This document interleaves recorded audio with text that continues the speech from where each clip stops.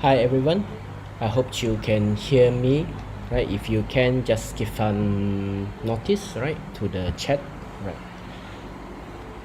Nice to see you all again.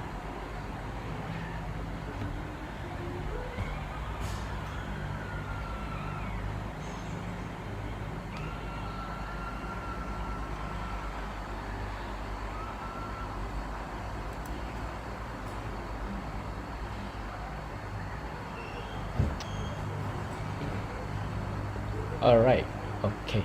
So today we will just go through the introductions, okay, to this course, okay, what is all about, right, and some basics ideas behind it, okay, or basic concept that governs this ideas, right? So we go through the course descriptions, okay, right. Okay, why first things as I usually do, okay, usually did I will ask why this course is required, right?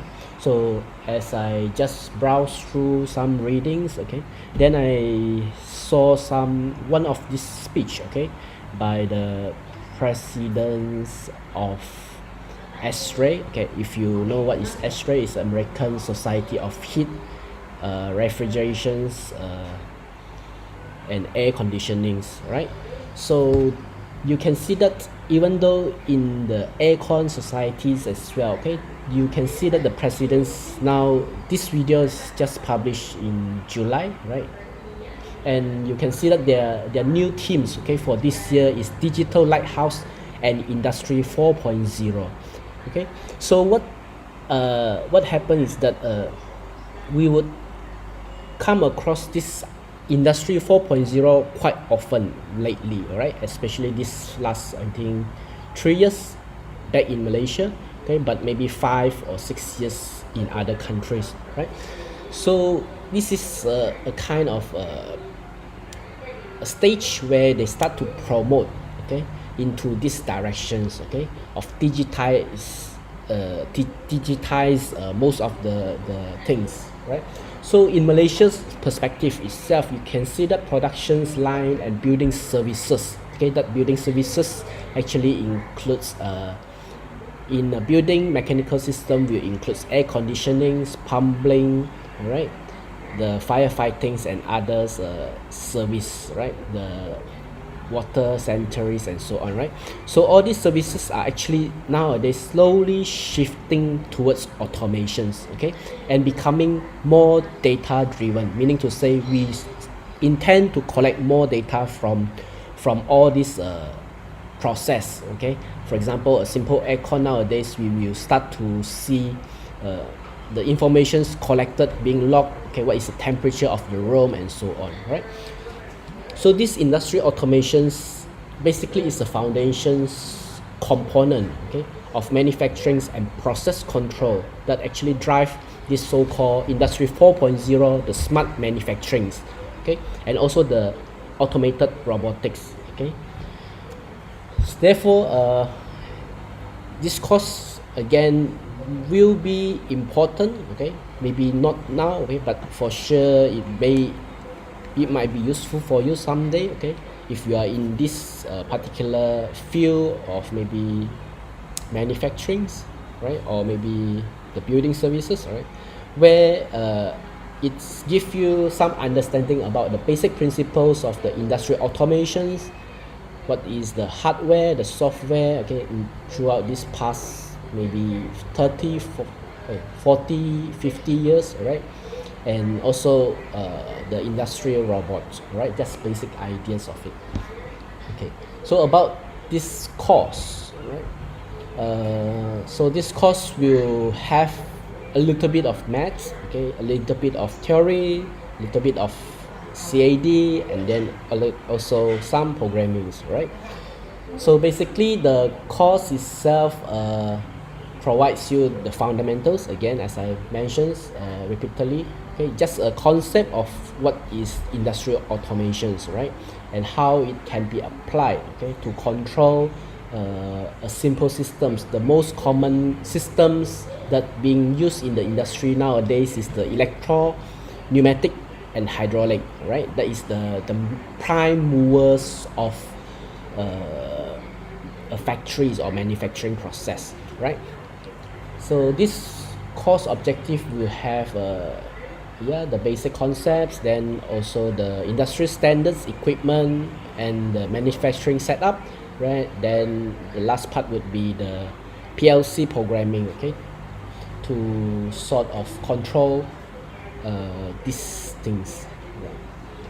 So at the end of this course, hopefully you should be able to perform most of these tasks, right?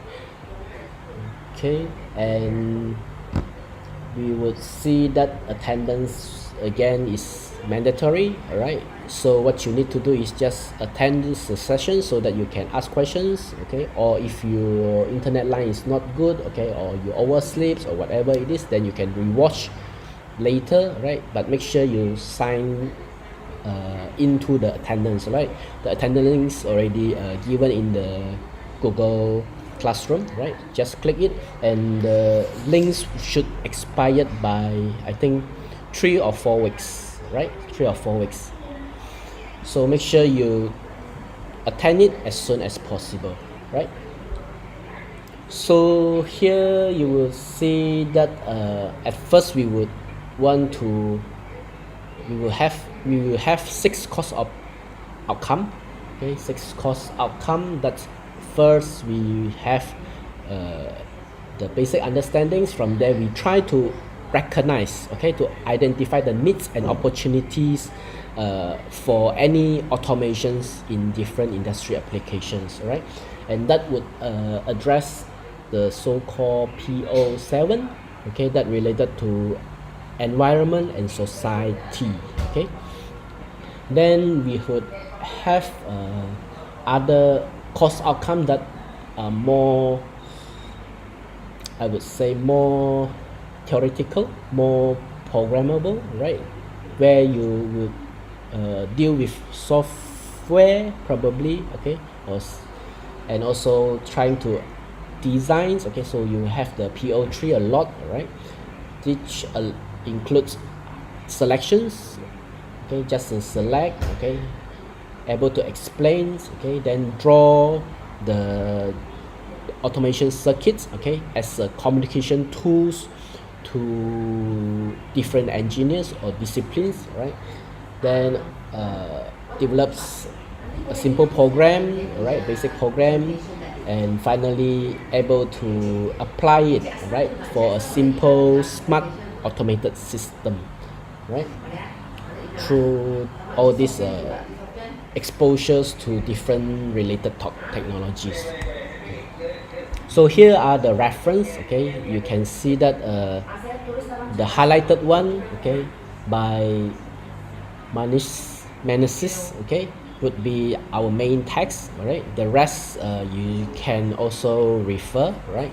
So make sure you just download them, right, so that you can read whenever you want, okay, or whichever topic that you need to clarify, then you can refer to the text, right? So here is the marks distributions, right? So if you notice, I have made slight changes to the percentage and the assessments, right?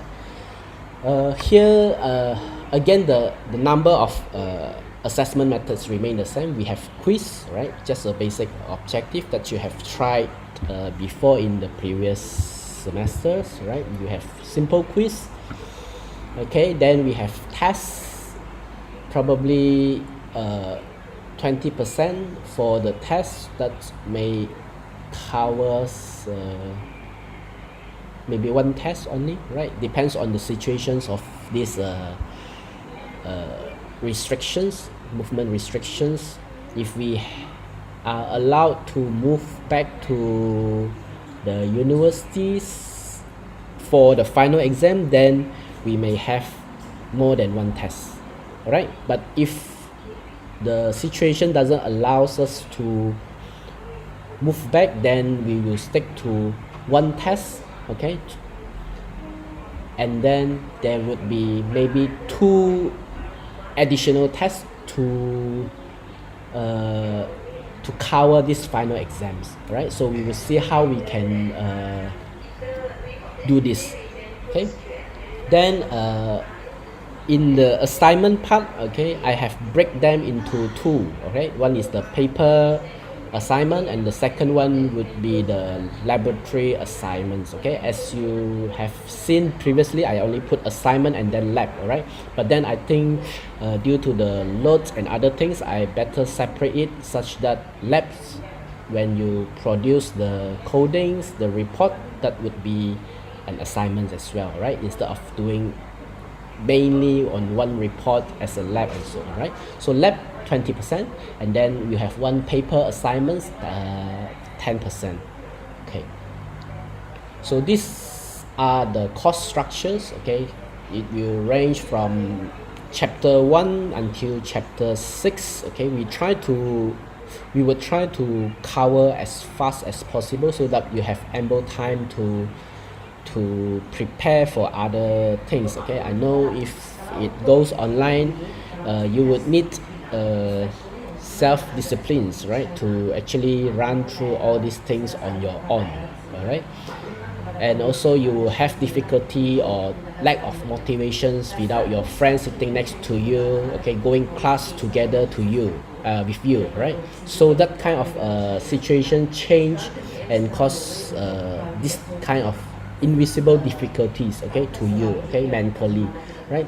So I hope I can cover as fast as possible, but it's clear enough for you to progress, hopefully. Okay, then from time to time you can always discuss with your friend. Okay, just like you in your class. Okay, you can also discuss in the chat box. Okay, saying hello and so on. Okay, up to you, to your friends. Right, so make sure with these friends or companions, it's give you a motivations to work or move together. Okay, that is very important. Just like what I did when there is no MCO, usually I will go for just a simple short run with my friend. Okay, we have did this for more than maybe 10 years, right? So every weekend we just go. Okay, that kind of companions is very important, right? Because that would drive us or motivate us to wake up very early and reach to the location and start our run at 6, right? That is what happens. But then when it comes to MCO, then things change, right? Because of this lack of companions, right? So that kind of peers, companions are very important, okay, to drive you, right? So make sure you set up your own team or group, okay, that keeps you motivated, right? That's why constant discussion is very important, okay, within your group of friends, okay, so that you will see, oh, this guy have read this, okay, I should also do that, right? So this is very important. Okay, so come to the first part, okay, the introductions to industrial automations and process control, right? So you would see that the course name is industrial automations, okay, but in the textbook itself, okay, or maybe in this main title also, you will see that there is and process control, right? So basically industrial automations and process control are very somehow related, right? Because we intend to do an automations, okay, to control a process most of the time, especially in the industry, okay, where you have a process, okay, most of the time industry runs a manufacturing process, okay, and you intend to control that. That's why they are somehow very relevant, right? Okay, nevertheless, okay, so we just go through what happens, right? So industry 4.0, we can run away nowadays, okay. It has been being promoted worldwide 6 years ago, I guess, right? 6 years ago, okay, but it started to penetrate into Malaysia, I think 3-4 years back, okay, when we start to talk, government start to put into policies, okay, to drive all these changes, okay. So what is this industry 4.0 is all about, okay? As you have did some readings previously last year, right, in your assignments. Okay, I hope you have seen that it is just a growing trend, all right, in the industry to move for automations, digital transformations, the whole idea, all right, where you will use that digital transformations to drive your industry. Okay, that would be through automations and data exchange. Okay, data exchange through various technology process. Okay, and other things. Okay, that would includes all these components, right, as stated, like IoT, IIoTs, okay, smart manufacturers, artificial intelligence, and so on. Okay, so all this is about, now we are trying to have a process, we try to get more information from it and process the informations now. Okay, make it more knowledgeable, right? So industry 4.0 will cover several components. Okay, I would say it would covers from mechanical, electrical, software, right, robotics. Okay, if you want to separate them from mechanical, electrical, right, robotics, then for sure internet and data analysis, right? So it's a combination of various field. Okay, and as we progress, engineering itself, especially in mechanical, it would not purely now stick to very mechanical. Okay, somehow some days you have to step over maybe to different area. Okay, the gray area that everyone intend to do. Okay, just like in architectures. Okay, if an architect, okay, can do things that engineers can do, then engineers will lose their values, right? So this is where the gray area, the area that overlaps, okay, that's define our worthiness, right? How much we can do, okay, and so on. All right. So now since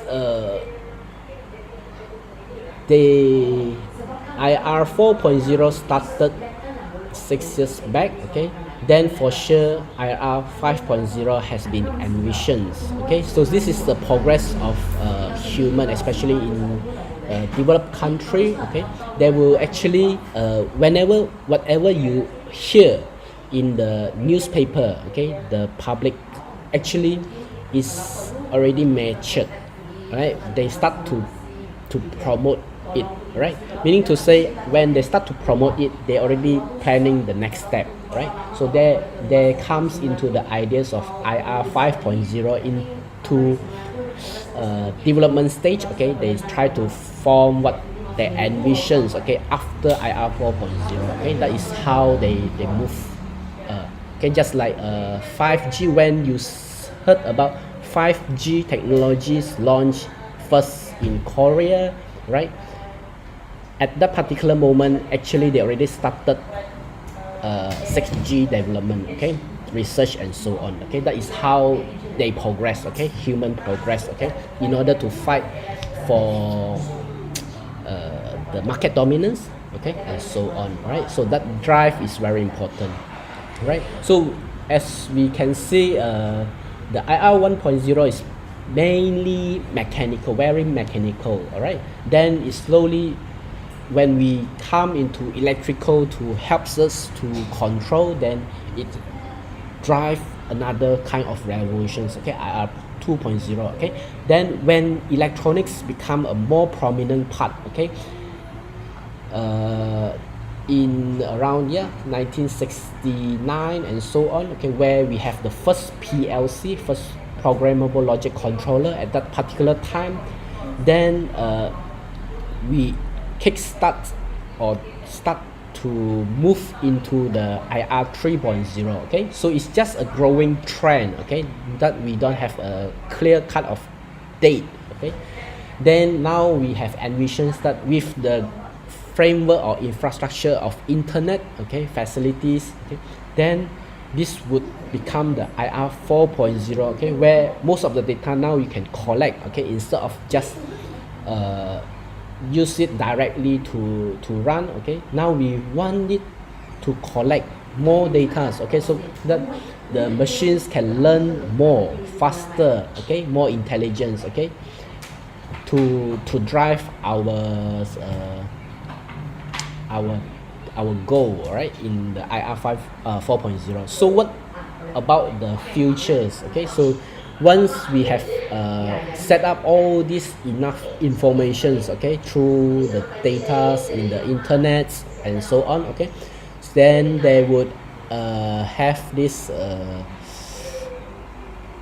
human touch, okay, at the later stage, okay, where we want the machines now to really cooperate, okay, with humans, okay. We want to add the humanity touch with it, okay, that the machines start to understand human as well, okay, to co-work with the human, okay. That is where the IR 5.0 has been envisioned so far, right? So we are not sure how long it will take, all right, so but then just prepare us for 4.0, okay. By the time you start working and throughout your maybe 20-30 years to establish your working career, right, then you will deal more with all these so-called smart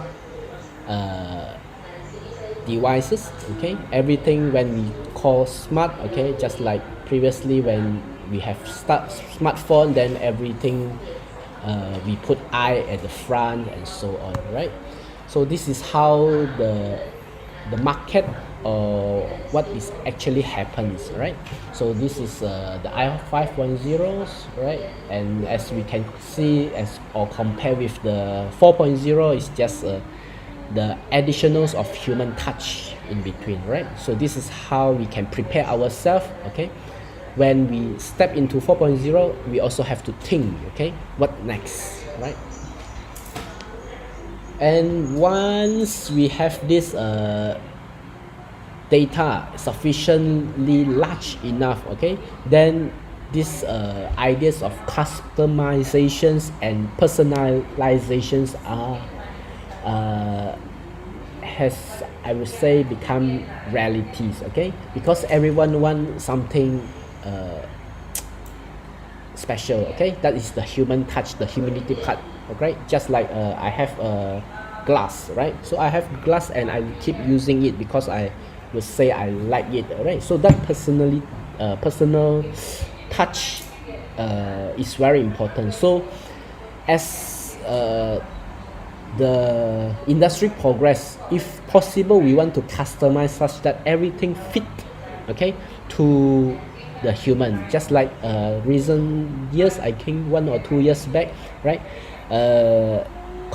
Shoes company, I think Nike or Adidas, I forgot, or maybe both of them as well, right? They start to have this so-called online customizations, okay. You just go to the website, okay, only through their website you can customize the color, the pattern that you want, right, customized for you. So they will specifically do it, okay, through their machines for you, right? That is the kind of customizations. And slowly they also involve in, because they have tried with the printing of the insole and so on, okay. Now they are trying to customize the insole cushioning for your feet, right? That kind of customizations, okay, that would happen in the future, the human touch of it, right? Therefore we can see that since there is a lot of this customization and personalizations, then robots may become more and more important. Even though it has been in the market, people have say robots will be important for I think at least 30 years, right? Okay, so this is how things change, right? Okay, so now we come to the definitions of what is automated system. Okay, an automated system is one in which a process is performed by a machine without the human participations. Means once you press the start button, you can let it, okay, so it will keep processing it, okay, as it is, okay. That is what we call automated system, right? So only certain times you may want to come in to maybe do certain troubleshootings, okay, or maintenance or other things, right? So this is what we call automated machines, right? So why humans want machines, right? Yes, we can see that there is a comparison between human and machines, okay, and finally in IR 5.0 we want them to get married, okay, human and machines work together, right? Because you can see that human and machines have different strengths. You can see humans have more sense, okay, but because of this sense sometimes they are mood up and down, then they perform inconsistently, right? Whereas machines keep doing repeatedly what they are programmed to or asked to, okay, without much feeling except they just broke down, okay. So that is the things, okay. Then also humans are thinkable machines, okay, so they always think of new solutions to problem or to at least save their work, all right. Humans have this so-called laziness or smartness that they try to shortcut, right? But all these shortcut may somehow invented to a new path, okay, of technology, but then before they can do all this shortcut they must know the process first, okay. That's why we cannot directly go to the shortcut, okay. We must know the process before we slowly understand and we know how to make the shortcut, right? This is a way of developing a new solutions to a problem. We know this problem occurs because of this process, right? And how we can skip that particular problem, right? But then machines are good at storing data, okay. Whatever you give, they just store. Okay, this is what human cannot do, right? Human tend to be forgetful, right? Then we can also humans can cope with many abstract problem, okay, unseeable without data's problem by feeling, right? And also adapt to change, quick to generalize the observations, learn from experience and so on, okay. But then now as the machine side we can see that they can do things simultaneously, okay, with extra power, forces, okay, and so on, okay. With the additionals of intelligence, artificial intelligence is slowly taking over some of these generalizations from observations, okay. If you notice this part, okay, is related to maybe a technology called clusterizations, okay, clustering technologies, where you have an observations just like the machine is trying to learn, the Google search is trying to learn our behavior. Whatever we put, they observe, they collect this data and generalize them into categories or cluster, okay. So this is how they do a generalizations, and that's why they have developed an algorithms also to identify pictures, okay. They can categorize pictures and other things, identifying what is chickens, okay, snakes and so on, all right. So the opportunity for industrial automations and computerizations in production systems can be grouped into two, okay. We can see that from this production system, basically it covers from the facility, the plant itself, and the support system that support the operations of the plant, right? So the automations part can be on both sides, right? And at the later stage, this both side operations can also be automated together, okay, being computerized. That's why it comes to the idea of CIM, computer integrated manufacturing, all right. So you can see that CIM terms have been coined long time back, right? because they have foreseen that with the computer they can do a lot more things, okay? And nowadays with the ability of internet, it can progress even further, okay? That's drive the whole market or industries, okay?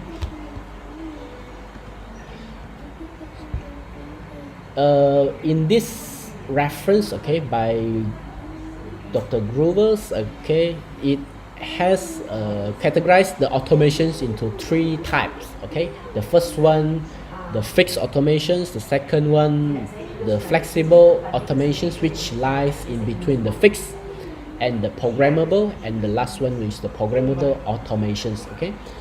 So the fixed automations is the old machines where everything is fixed, the sequence is fixed, okay, with the equipment's configuration. So that kind of automations is very good to produce large quantity, right? But then the varieties of product that they can produce at that particular assembly lines is very limited, okay? Whereas for a programmable automations, okay, automations as seen in this car assembly plant itself, it is always changeable, okay? You can always reconfigure the program of every single of this industrial robot, okay? You can see all this actually is robotic arm, or also known as industrial robot, okay? So in the industry, when they say industrial robot, they're actually referring to this industrial arms, okay, in the manufacturing, okay? So they are customable, okay? They are programmable to perform the tasks, okay? And they are programmable by programmer, human engineers, okay? So that's why they are good to produce a variety of product, okay, but not at a large quantity, because every single product you need to reprogram, right? Maybe one robotic arm, one task, maybe it would bring one window to one side, okay? Another task, it will bring another, maybe a hood, okay, of the car, a frame, or whatever it is, okay, or do weldings, okay? That's make it very flexible, very programmable, okay, programmable. Whereas the flexible automations actually lies in between them, okay? Flexible automations have a clear-cut path, I would say, okay? So they would come from maybe inspections, okay, do the operations, and then inspections again, and so on. But then you still have the flexibility to program it, okay? It involves more toolings, okay? You can reprogram, setting up the toolings, fixtures, and machine settings, okay? So it lies in between these two things, all right? Okay, so what is the motivations behind all these automations? Why we want to automate? Okay, the first, there are several motivations. Okay, for sure, we cannot deny that machines will increase productivity. They can run 24/7.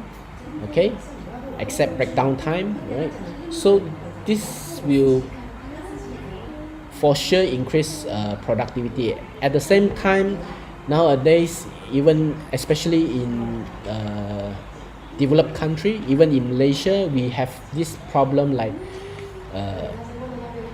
we have shortage of so-called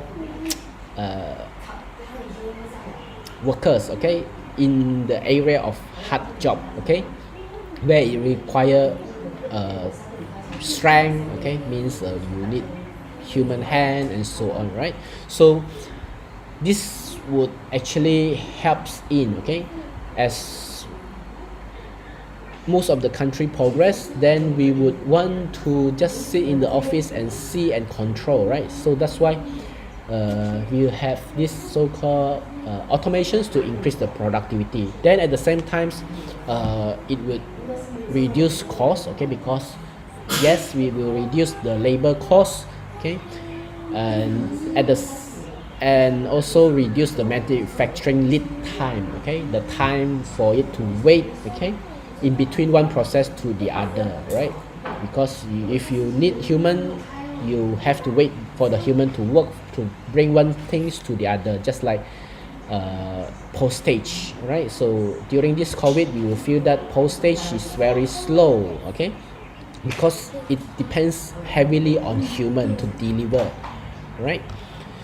Then also improve product qualities, okay, as we see with the sensors, okay, automations, we can collect a lot of data and do a lot of inspections, okay, and machines don't actually cheat, lie, or lazy, right? So sometimes we will see when we do a quality check, right, after inspecting 100 samples, okay, you will say, okay, nothing wrong, okay, nothing wrong, and after some time you will become reluctant, okay, reckless, okay, become reckless, right?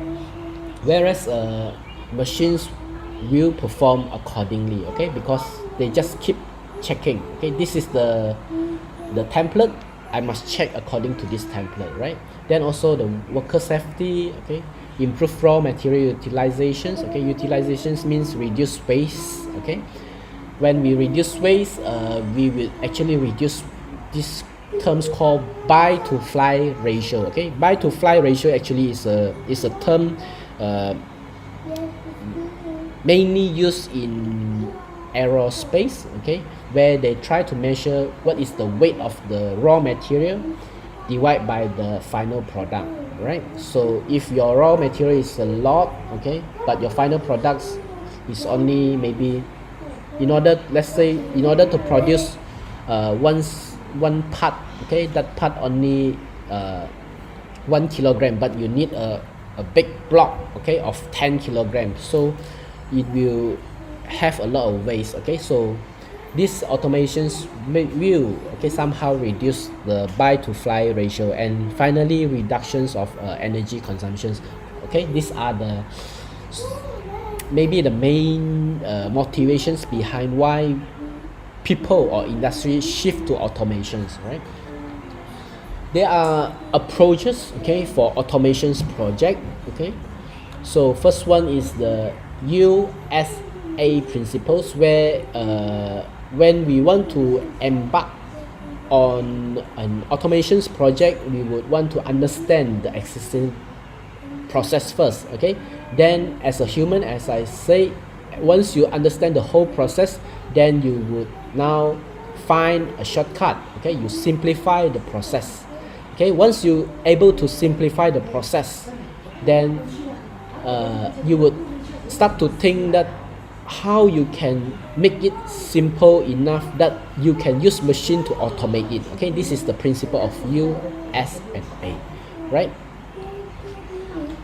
Then in order to search for the opportunity to improve, okay, the automation's opportunity to improve, okay, the growers have laid down 10 strategies, okay, for automations and process improvement, okay. It can start from a very simple specialization of operation. It means you intend to look in your process, okay, manufacturing process, where you can make that process become specialized, okay, more specialized, such that you can improve productivity, okay. For example, if you have an equipment, okay, or maybe let's say a phone, okay, or a hardware, where you only want to do screwing, okay, screwing or assembly, right? So if you can identify that screwing of that product can be made, and also it can improve the productivity, then this is what we call specializations. We try to segregate the process, like if you assembly the whole machines, you will put here screw, put another part, screw, and so on. Okay, so when we come to the specializations of the operations, we will start to identify which part you can put it there and then screw at one go. Okay, we do this screwing as one specialization. Okay, then assembly or putting parts as another specializations. All right, so we try to see whether we can do this kind of specializations of operations or not, right? Then next it would be a combined operations, means instead of only screwing, then you also want to assembly at the same time. So you combine the process or operations, all right, one after another. Okay, then next would be the simultaneous operations. Simultaneous operations means instead of one set, you do it in at the same time. Okay, screw and maybe assemble at the same time with a duplicate stations. Right, then after that you will see how to integrate all these process or operations together. Okay, maybe you have to shift from one stations, okay, to another stations, to another stations, how you can integrate all these informations together, right, to improve the process. Next it would be the increased flexibility. Here you would want to make it more flexible. Okay, you may want to do it this part first. Okay, then while waiting you can shift operations to another part. Okay, so you increase the flexibility in the sense that one machines when you do screwing, okay, not only one product, you can also do a different product, right? And also just like the car, you can see the industrial robots. Okay, that it will increase the flexibility itself where you program. So when there is a model A coming, okay, customer maybe 100 customer order model A, 3 customer order model B, so the factories will now start to move and the robot just pick from the sections where they store their parts, okay, and run correct program to assemble it, okay, or to produce that particular model according to the quantity that's of your customer, right? This is how they can operate and also work towards the concept of just in time. Okay, yes, I believe you have heard this as well, right? Then next would be improved material handlings and storage, where you want to reduce human interactions to handle the materials, okay, from one stations to the others, right, and also to store it. Okay, that what part you can also look for the automation opportunities. Next would be the online inspections. This is where you check for the qualities, okay, process control and optimization. This part roughly things similar to what you have learned in control engineering. You try to optimize the process control, okay, you tune it, okay, so that it become more autonomous, right, and so on, right? The next part would be the plant operation control, where it would be a wider scope of process control. Okay, process control could be only 1 or 2 machines, whereas a plant operation control would involve integrations of the whole plants, machines in your plants, and you try to control the whole operations of it. Okay, automates the whole operation of it with the data from various, okay, just like the customer order, it translate into bill in the accounting sections, send the signal to your floor or stations, prepare the materials. Okay, this is the plant operations control. Okay, and eventually that come to the final idea of computer integrated manufacturing, right? Or the whole ideas of the industrial automations. Okay, and since industry has been there for very long time, okay, if you ask a company just to change directly, they will be very reluctant because they have spent millions to set up the whole facilities, okay? And also when they start, okay, they may not have that kind of financial funding, okay, to start off, okay? So there is strategies to migrate, okay, migration strategies to change from phase to phase, okay, just like IR 1.0 until IR 4.0 nowadays, okay?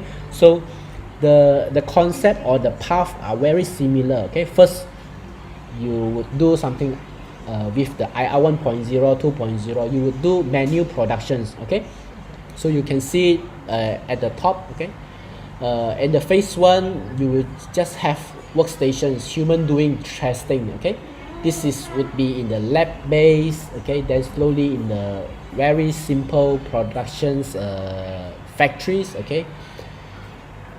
Manually using human, okay, bring to one station and so on, okay, until it completes. Then slowly we would see, okay, which part is more feasible or the company willing to invest, okay, with their flexibility in their account, the financial flexibilities, okay, to start off with automated one or two of their stations, okay?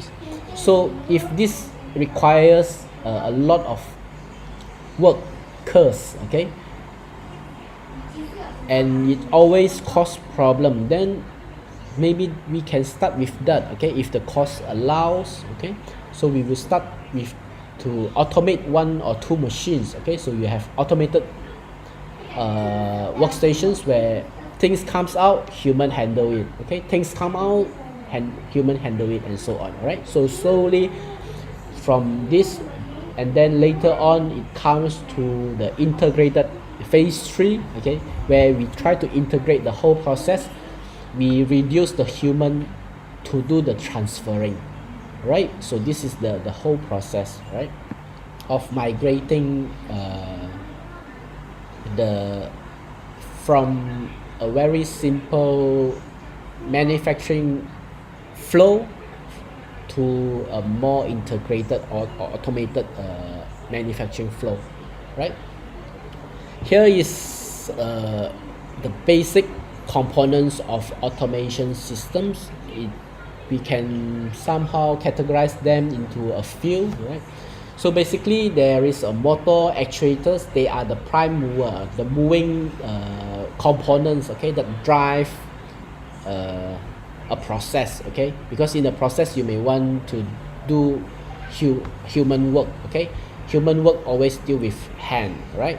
So hand always move, okay? So these motors and actuators actually serve as our hand and leg, okay, to transfer things, right? So we have these basic components, okay? Yeah, you can call this actuator linear actuators and rotational actuators, but since we are very familiar with the motors, so we just call motors, okay, to represent the rotational actuators, right? Then we have also sensors, handling unit, which would be the switch, okay, we just press buttons to handle it, okay, on, off, okay, of the motors and so on, right? Then we need indicators to know whether it has been on or not, okay? So when we press the button, it may light up the bulbs as an indicators. And finally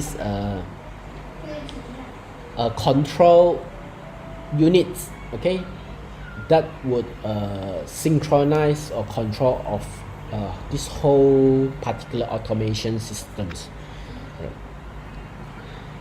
In this in order to integrate all these things, okay, one component that are very important, okay, now for time being, right, is this so-called power relay, okay? Power relay is just like a switch, okay, on and off, okay, to power certain equipment, okay?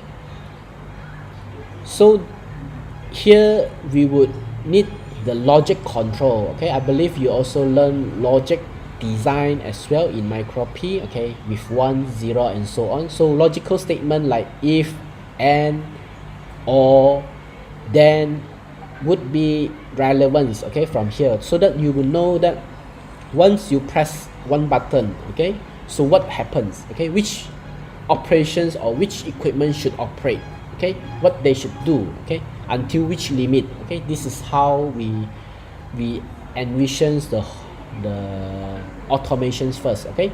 We don't we would not focus more on the control part now, right? Remember, in control we would focus on the transient part, okay, we check the stabilities, okay, the steady state part, right, that we assume it's already properly designed, okay. So now in the industrial automations part, we only want to activate it, deactivate it, okay. This is the part where we want to control, okay, through the power relays.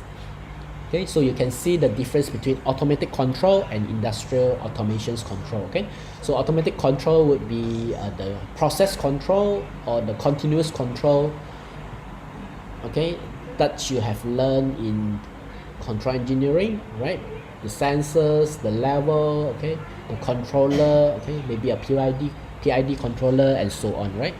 Then in the industry automations, more on the on and off, okay, to switch it on or off, okay, of these so-called operations, okay, when it moves to a certain level, whether we want to switch it on or switch it off, okay, and so on, right?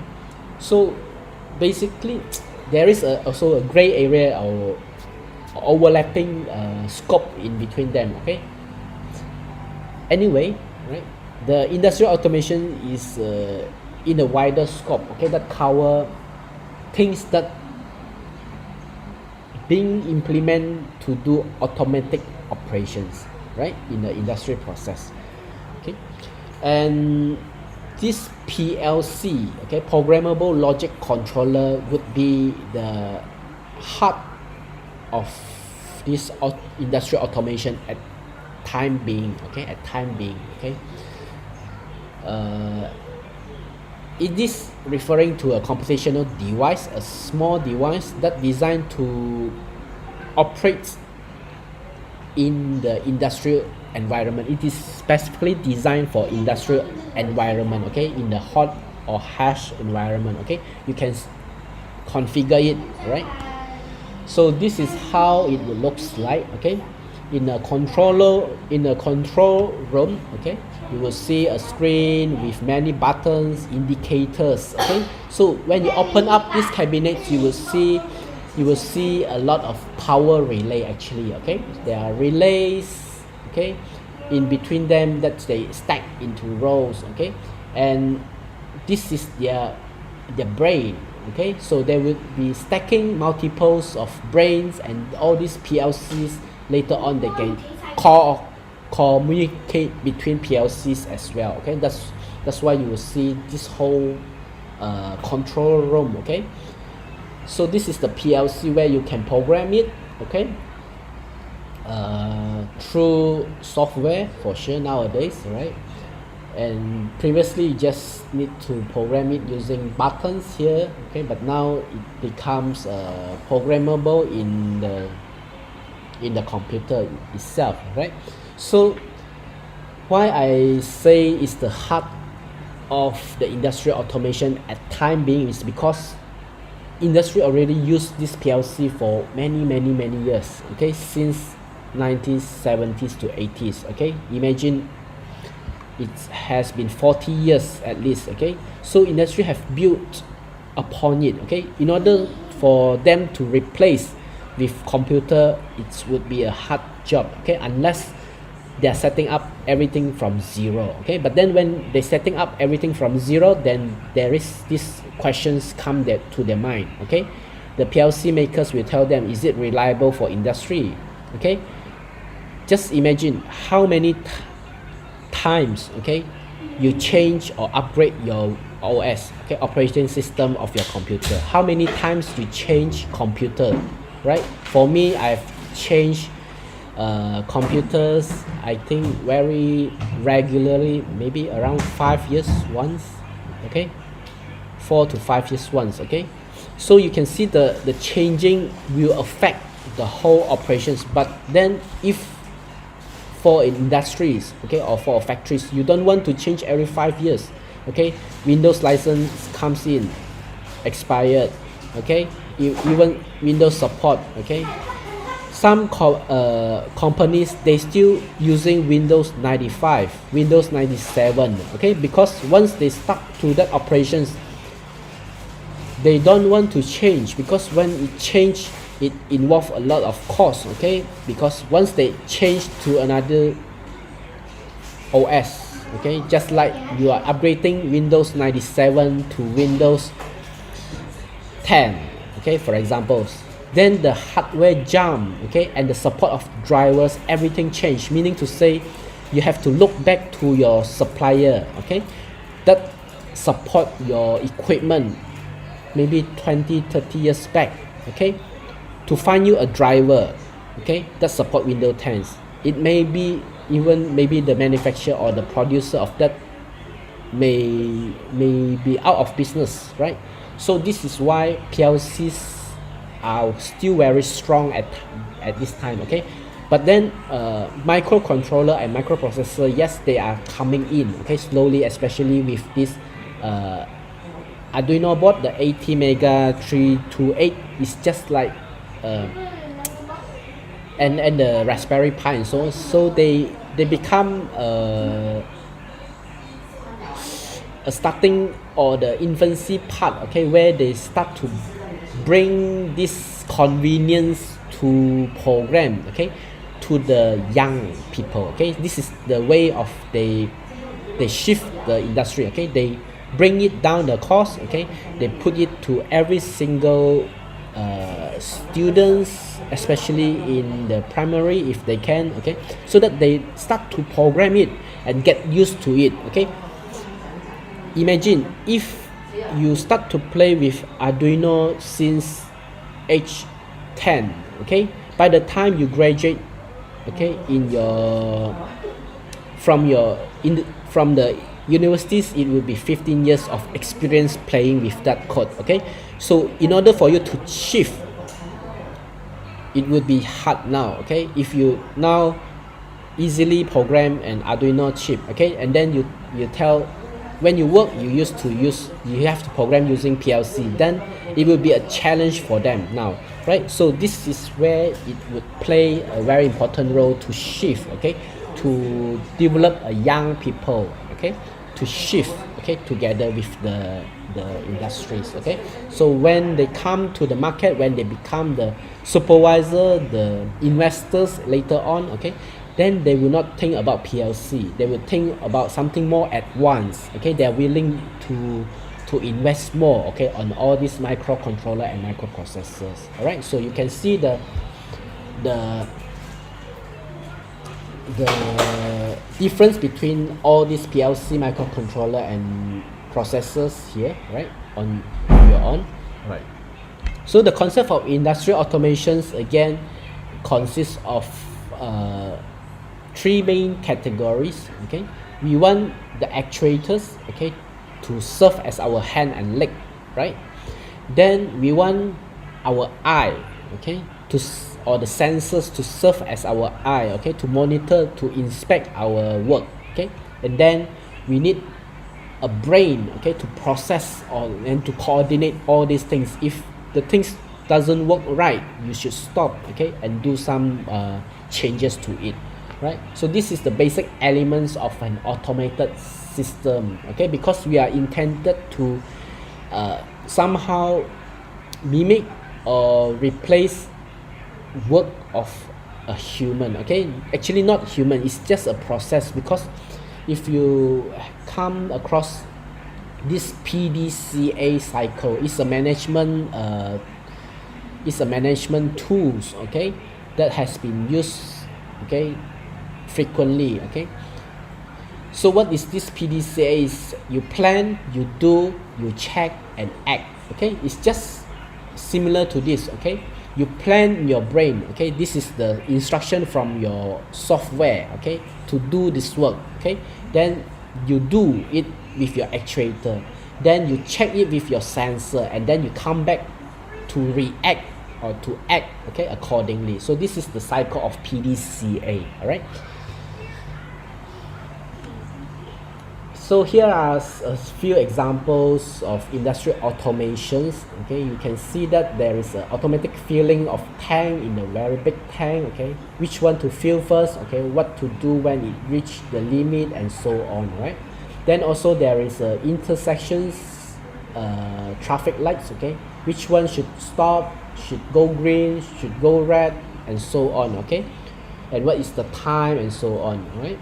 Then also in flexible manufacturing systems where you want to repair, okay, if we go into process 1, process 2, process 3, if there is problem, you reject it and you repair, and so on, right? So this is the flexible manufacturing systems, everything automated. And come to the building services, okay, remember at the beginning I mentioned about building services. This is where it comes into picture of air conditioning control, okay, even in bigger buildings, okay, hotel, right, especially hotel, when you go in, you switch on the aircon, right? So all this started to come into picture. We call it smart management, right? Or yeah, smart management of the building itself, okay. Now if you go to SICC, okay, Sabah International Convention Center, also they start to actually implement all these smart things into their systems, where they would sense how many what is the temperatures, okay, and how the aircon should react to reduce the consumption of the energy, okay. So this is an examples of cooling and a chiller for a data center, okay. So in a big data center, actually they have cooling computer rack, okay, computer rack, air handling rack, okay, just to cool all your hard disks and so on, okay. So they are a cooling data center that's every single rack itself have a cooling management systems, okay, and if it's connected to various protocol buses and so on, okay. So there is many buses, okay, coming here and there. These are just protocol of their networking, okay, to the chiller systems, okay, and being monitored by this OMI, okay. OMI is just actually is similar to HMI, okay. They call it operator machine interface, okay. This just a place where you can see what the machine is actually doing, all right, just to monitor what is happening in the machine, whether they are working, not working, just like indicators, okay. So this OMI, they call it, okay. In a more general terminology, they will call it HMI, human machine interface, right? So reason for no automation, yes, there is labor resistance. Human laborers will say, if you automate, we will not have jobs, right? That's why as we progress, the country progress, okay, more graduates are there, then who will do this hard job, okay. So we are actually shifting people to do more on the controlling part, okay, design part, whereas all this hard job we try to let the machines do, okay. So that's why still there is resistance, okay, because people still there, right? So there is a labor resistance. Then also the initial investment, as I say, okay, the constraint of the finance, okay, and the cost of the knowledge worker, okay, the degree holder, and so on, right? So there are many also challenges, okay, like tasks are too difficult to automate at time being. short product life cycle means that product may only last for 9 months. Okay, for example, you produce a phone. Okay, this phone only lasts for 9 months, another 3 months is phasing out, right? So very short product life cycle, then customized product. Okay, fluctuation of demand, then reduce risk of product failure, and again when labor's salary is still very cheap. Alright, so this will be a challenge for automations. Okay, so here are some questions to myself. Okay, when I preparing all these things. Okay, what is the difference between the mechanizations and industrial automations?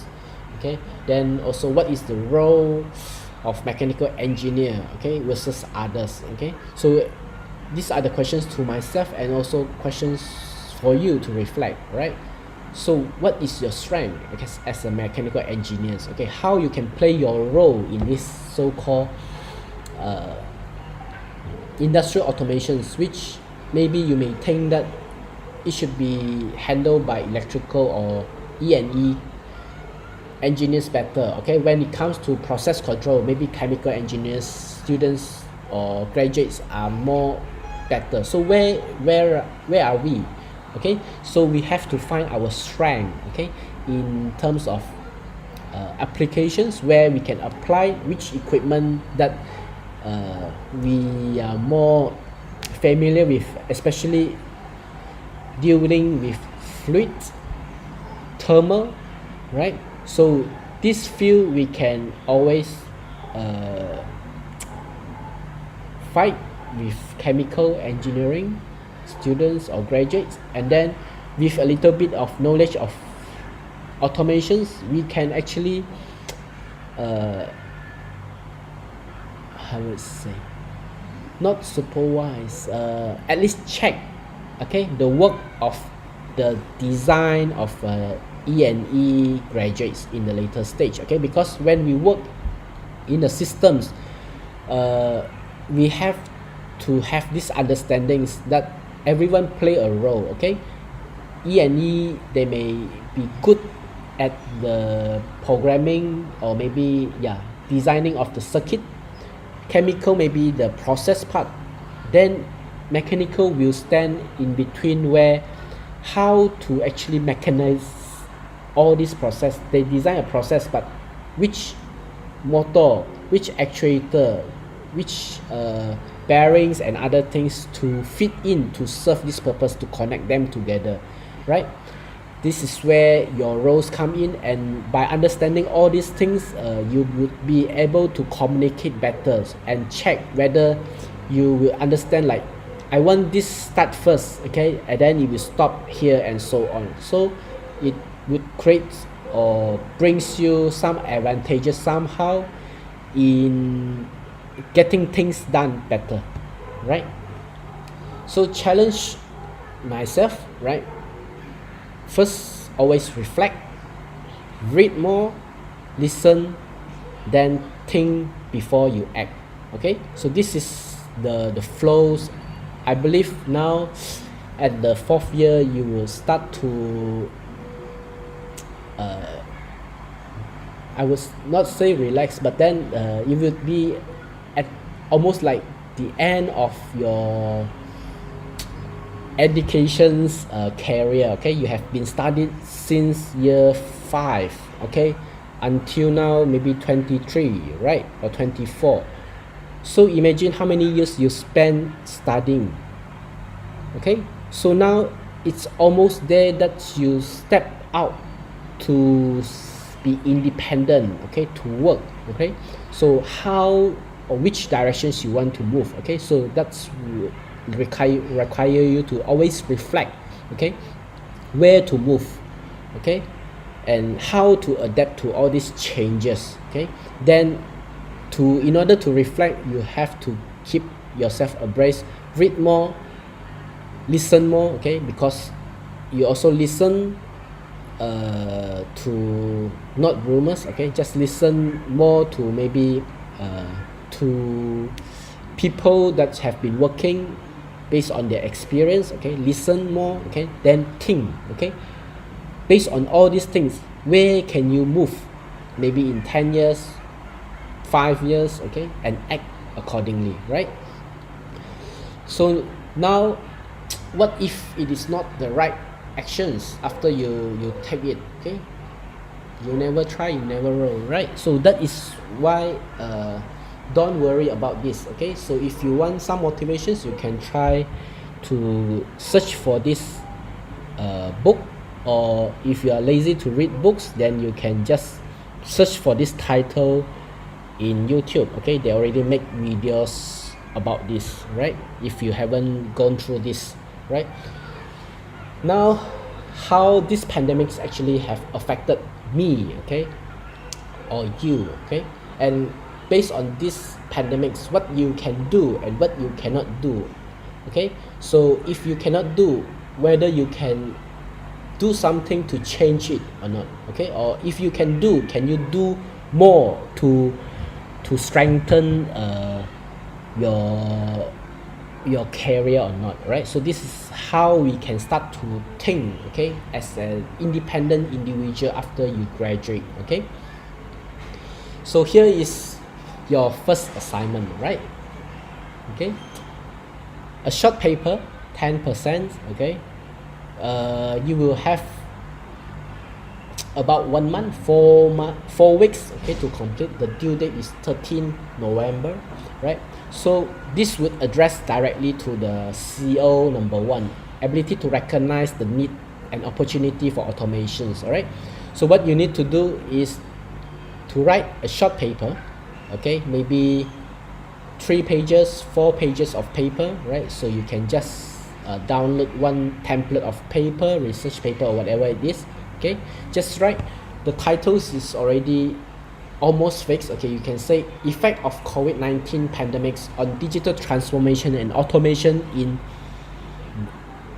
an industry, all right. So here, this XYZ industry is the industry that you intend to discuss, okay, to discuss. So you just select one industry, okay, that you think industry automations would be possible to transform, or maybe not able to transform, okay. So it could be maybe logistic, plantation, healthcare, food, whatever it is, okay. I hope those who have gone to the industrial training, this will also give you some insight or ideas of how that particular industry can actually progress, okay, after post pandemic, all right. So just search for any articles, okay. 3 is enough, okay, to make a good introductions, okay. You discuss what they have say, okay, how they have actually affect the industry that you have selected, right? If you can put figure, facts, is better, right? Then from that introductions, now you just write and discuss from your viewpoint how actually industrial automations can benefit or being affected, okay, or affect the society and environment during or after this pandemic, okay. You discuss on this, all right, from your viewpoint. So no need to copy, right? So just based on your viewpoint, to helps you, you may just figure out or categorize into maybe 2 to 3 points, okay, main points that you want to discuss, okay. Point 1, what it is. Point 2, what it is. Point 2, what it is. And you group all the informations for you to discuss, okay. At the same time, you can also discuss on, due to the change, okay, predict what would happen, okay, to the IR 4.0 and industrial automations in the next 5 or 10 years, right? So, and that would brings you to the conclusions, right? So this would be your paper assignments, 10% of it, right? So since this is the start. Okay, you would have 4 weeks to deal with it, right? So by that time, hopefully you're already done with your FYP proposals, okay, and can come up with this, right? So that's all for this session. So any questions so far? So if you have questions, again, you're welcome to ask, okay, before we end the sessions.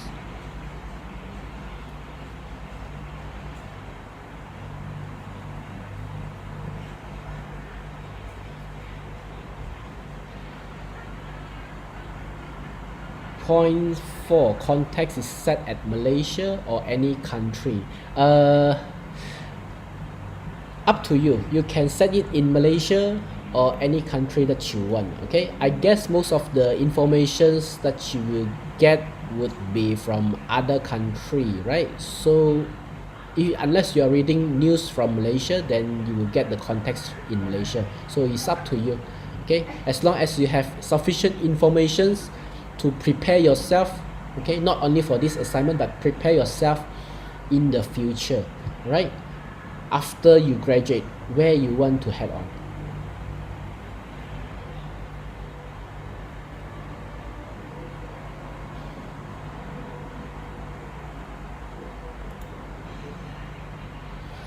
Okay, so any more?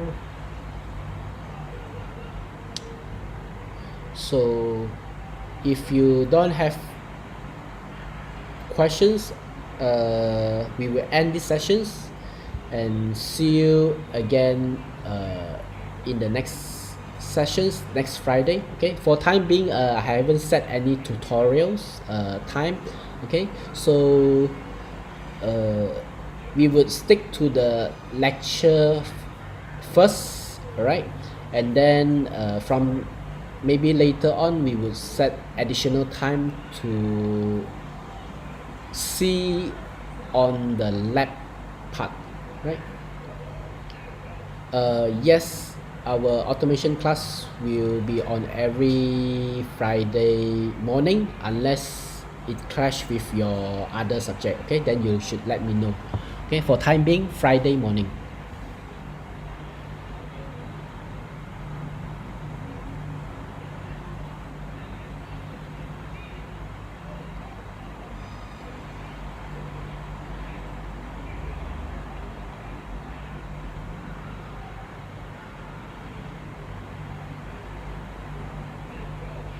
Okay. Oh, yes, fix 10 a.m.